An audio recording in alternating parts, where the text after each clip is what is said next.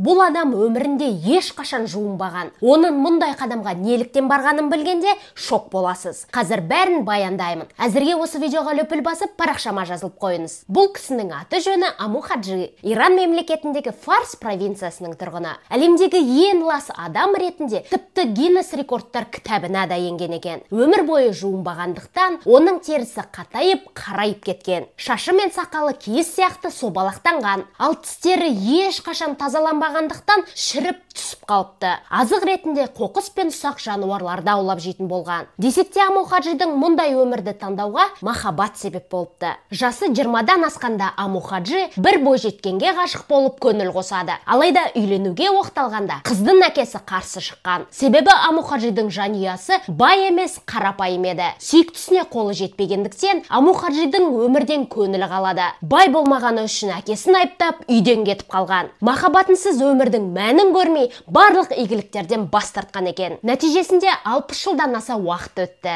Сүйіктісі қазір немересі көп бақытты әже. Ал Аму Хаджи болса, әлемдегі ең лас адам атанды. Ол 2022 жылы 94 жасында жалғыздықта лашығында көз жұмды.